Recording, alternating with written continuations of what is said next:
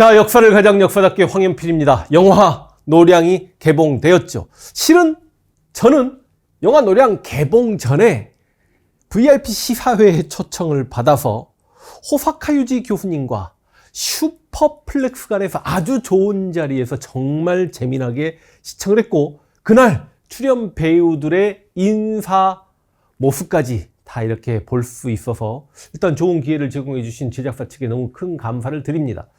리뷰를 빨리 저희가 영상을 찍었어야 했는데 여러 가지 일정 때문에 조금 늦어집니다.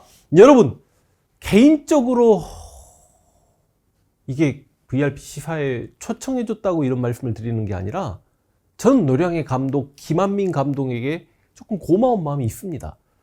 제가 그분의 다른 영화보다도 이 역사물 영화, 특히 한국사 영화 중에 활이란 영화를 한 5번에서 10번 본 것 같습니다. 그 이후에 이제 명량과 한상과 노량, 실제로 이순신의 23전, 23전승 중에 누가 뭐라고 해도 이순신 하면 떠오를 만한 전투 세계를 정확히 찝었고, 이게 명량과 한상과 노량을 제작해 가는 과정에서 저는 이런 생각을 좀 해본 적이 있습니다. 제가 먼저 유튜브 영상을 촬영을 해 보았기 때문에 노량 해전에서 이순신 장군이 돌아가신다는 걸 다 알고 있고, 그 슬픈 장면, 어찌 보면 삼파극처럼 슬픈 감정을 가지고 나올 수 있는 영화가 대박치기는 쉽지 않을 것이다. 제 유튜브 영상도 그랬습니다. 저 역시 실제로 노량해전 영상을 어디서 업로드 시켰냐면, 저도 그 당시 임진왜란사를 연구하다가 굉장히 감성적이 돼가지고요, 이순신 장군이 노량에서 전사하시고 당시 삼도 수군 통제에 영이 있었던 고금도의 월송대에 며칠간 묻히시는데, 그 월송대에 가서 그 영상을 업로드했단 말이죠. 그럼에도 불구하고 가장 조회수가 적게 나왔던 게 노량입니다. 그런데 이거는요, 이순신 장군이 노량해전에서 돌아가셨기 때문에 슬픈 영화일 거다라고만 생각을 하시지만, 제가 이순신의 그 모든 전투를 들여다본 입장에서는 실은 이 한산도 대첩이라는 건 이순신이 조선바다의 제해권을 장악하는 뭔가 계기가 된 전투이기 때문에 한산도 대첩이라고 하는 거고, 정말 드라마틱했던 건 누가 뭐라고 해도 13척으로 133척을 명량, 울tur목, 진도 울tur목에서 막아 싸웠던 명량 대첩이 정말 기가 막힌 장면이었지만, 이 노량해전은 뻥 하나도 안 칩니다. 진짜 1차 세계대전 이전에 이보다 더 큰 해전이 있었을까?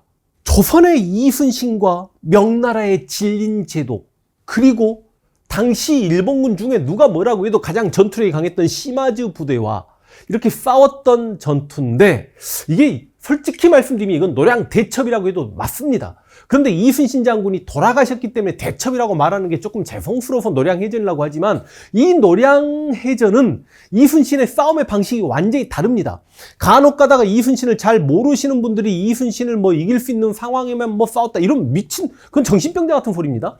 실제로 여러분, 당시 임진왜란 때 경상 좌수영 박홍과 경상 우수영 원균 다 도망가고, 이순신은 그 상황에서 옥포, 합포, 적진포, 사천, 당포, 당항포, 율포, 한산도, 앙골포, 부산포까지 임진년의 모든 승리를 거두었는데, 그 임진년에는 포의 사정거리와 그 다음 그만큼 잘 훈련된 조선 수군들의 활 쏘기 능력 등을 통해서 이겼지만, 명량 때는 보십시오.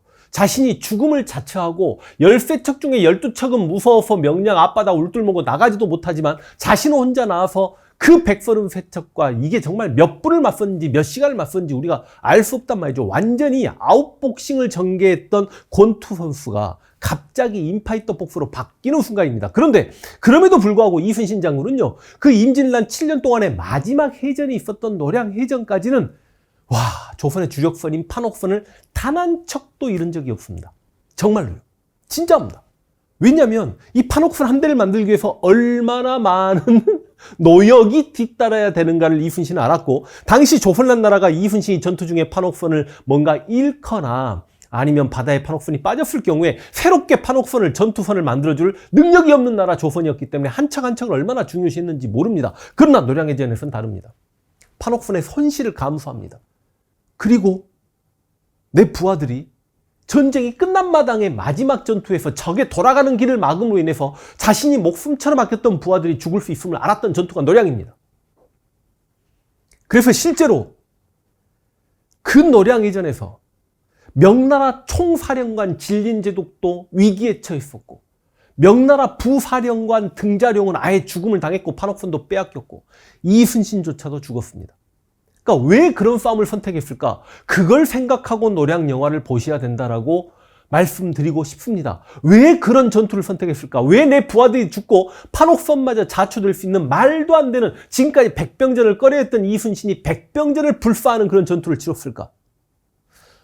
이 강토를 짓밟고 돌아가는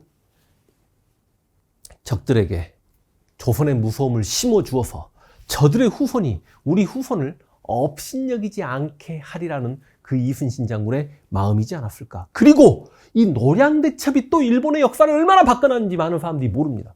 지금은 제가 영화 리뷰하는 자리이기 때문에 분명히 이 강의는 어디선가 제가 하겠습니다만, 영화 노량은 실제로 그 말도 안 된 명나라와 조선 수군과 그리고 일본 수군들이 바다 위에서 어우러져서 닻을 내리고 말도 안 되는 백병전을 전개하는 그 30분 넘는 그 전투씬, 얼마나 배우들과 제작진이 고생이 많았을까. 근데 제가 일단 영화는 팩트에 기반을 합니다만 그 전투씬 하나만큼은 그것만 보더라도 정말 대단했다.